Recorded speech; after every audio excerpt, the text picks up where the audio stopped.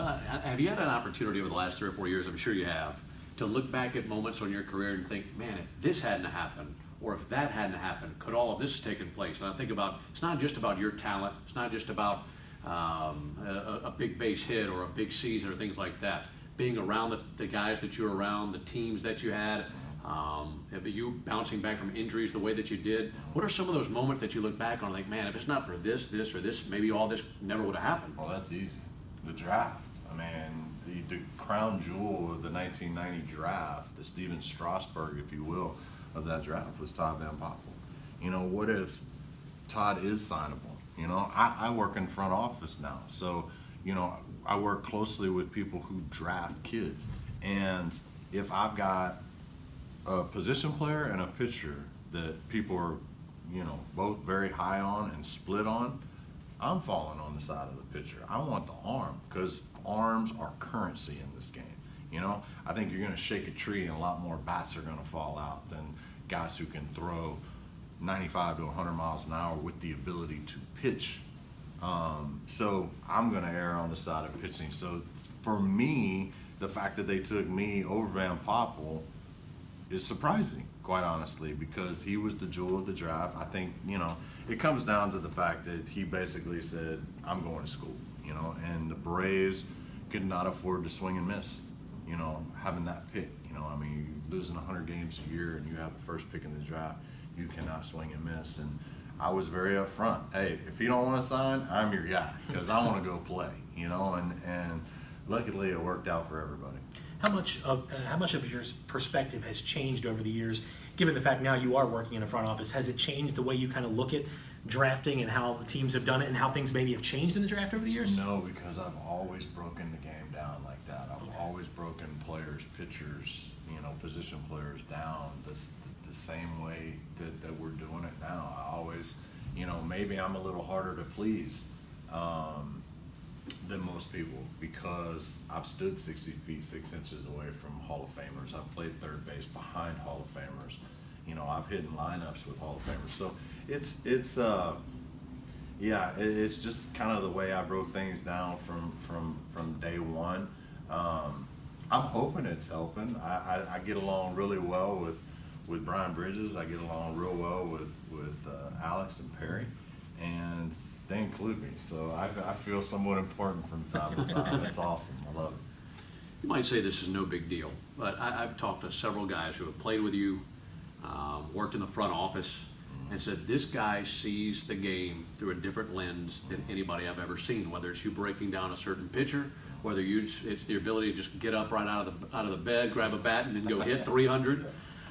When did you learn that you had that ability? When did you learn that you could see things that maybe other guys couldn't see, and an ability to do things and execute things on the baseball field that maybe other guys couldn't normally do?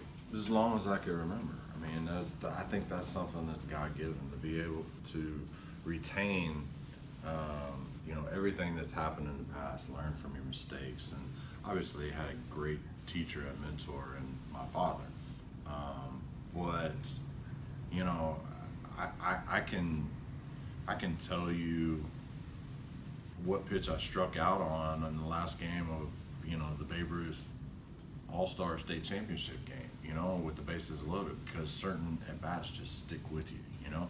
And, you know, my ability to go back when I'm facing a Randy Johnson or a Roger Clemens and go back and remember, okay, you know, he tried to set me up inside, you know, with 2 strikes, you know, bust me off the plate and then, you know, doo-doo me away, you know? And to be able to go back up there and look for those things, because I learned from striking out the time before, you know, the time I faced them before, the game is about adjustments, and whoever makes the adjustment first is going to win the battle, you know? And if you can get the jump on, especially guys like that, then the advantage falls on me, you know? So I don't know. I thank God that He gave me that ability to be able to retain and learn as much as I did from my early failures. And with that, did switch hitting come equally as easy to you, both sides of the plate? No, that was more of a struggle. I can sit here and say that I used to whoop my dad in the backyard, being a switch hitter. but it didn't actually become natural to me until I was 19, 20 years old in A-ball. Frank Howard used to always tell me, you take twice as many swings every day from your weak side as you do your strong side. That's going to get everything to level out. And it wasn't until probably the All-Star break in 1991 when I was playing full season in Macon. I think I hit 277 first half, maybe 4 or 5 homers, and then all of a sudden the left-handed side clicked. Now all of a sudden I'm hitting I hit 350 in the second half with 10 or 12 homers. That's what you as a front office guy want to see. You want to see that light bulb go off in those young kids. You want to see them get comfortable with things that they're doing, get that confidence, and then starting to rise up the ladder. And that's what happened to me. You mentioned some of those tough pitchers you faced over the course of your career. If you had to pick one, who would you say was the guy where you said, man, we're facing this guy tonight. We really got our work cut out for us? Well, there were a lot of guys that I said that against. I would say the guy that I had to work the hardest just to put the ball in play against was Roger Clemens. He had unbelievable angle to both sides of the plate, not to mention an unbelievable repertoire. But I can remember I faced him in Houston one time, and I came back, I grounded out in my first at bat on like 7 or 8 pitch at bat. And I came back and the roof was closed, and I'm sitting down next to Eric Hinsky, and I am dripping sweat. He goes, are you feeling all right? Are you sick? I go, dude, I just worked my rear end off to ground out the shortstop off of that guy to keep from striking out. So he would be the toughest if you want to look at pure numbers.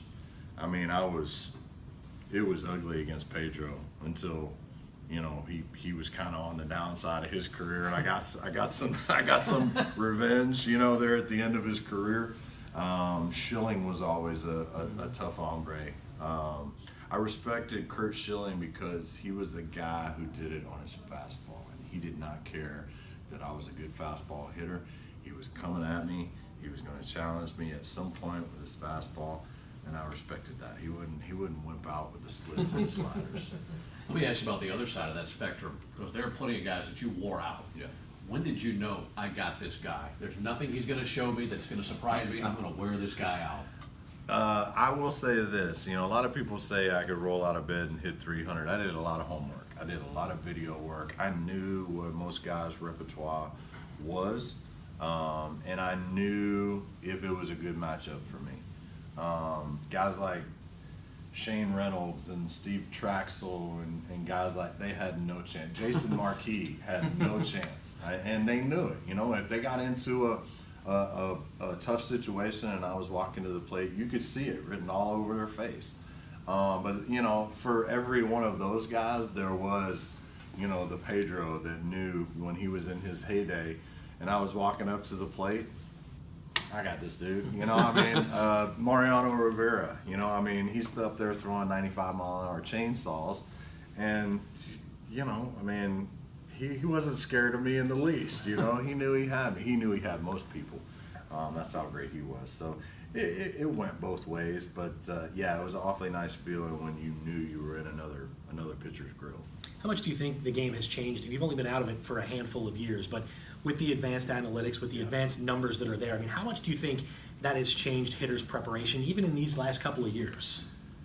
Oh, it's the shifts in the analytics part of baseball has gotten up in the heads of a lot of hitters. And I read an article today where Daniel Murphy and Matt Carpenter and a couple other guys, they were talking about how the shifts are beating them, and I refuse to believe it.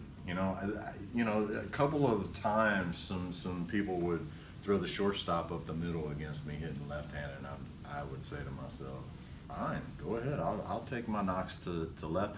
And to sit here and say that, okay, well, they're pitching me inside, I can't hit the ball that way, bull. Yeah. Work on it. You can do it. I've done it. You got to let the ball get deep, stay inside the baseball, and you hit the ball on the inside corner the other way. So I don't believe that for a second. This is just, I think, you know, it's up in their heads and they don't like it.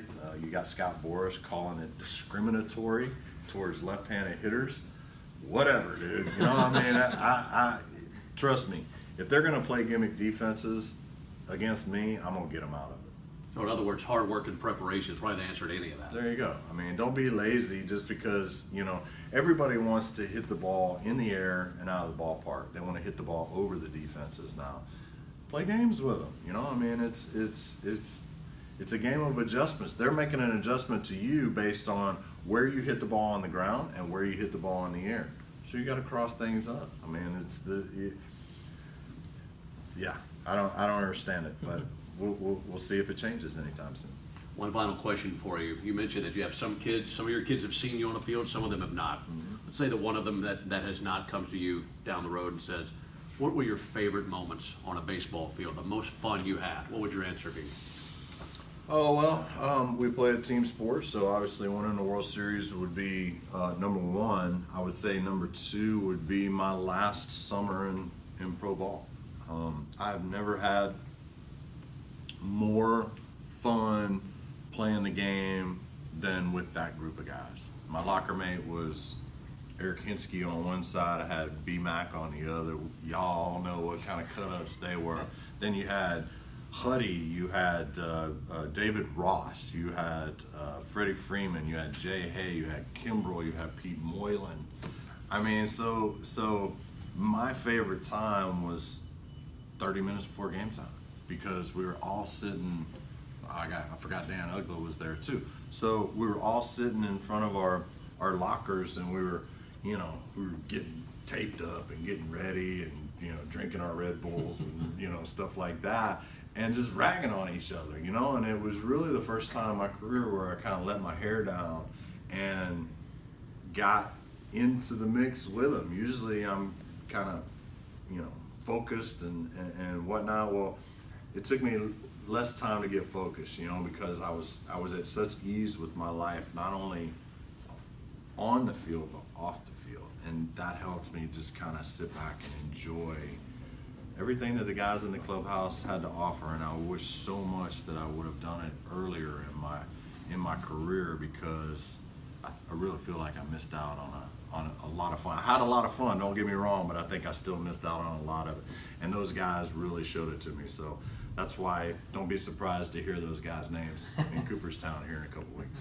Well, I like the dynamic of this interview because Kevin grew up in Philadelphia, so you crushed him when he was a kid. Yeah, I was not a big fan of yours growing up, I gotta tell you that. And I grew up in Mississippi, and any Right. time the Braves were winning, it was a big deal. So to see all you guys go to the Hall of Fame, it's been a big deal here. But I can tell you that this is a really, really big deal, and we're so happy to be a part of this. Thanks so much for the time, and best of luck in Cooperstown. Well, thank you very much, and I hope your image of me has changed in the past few years, Kevin. But thank It you. certainly has. Yeah, well, thank you both. I appreciate it.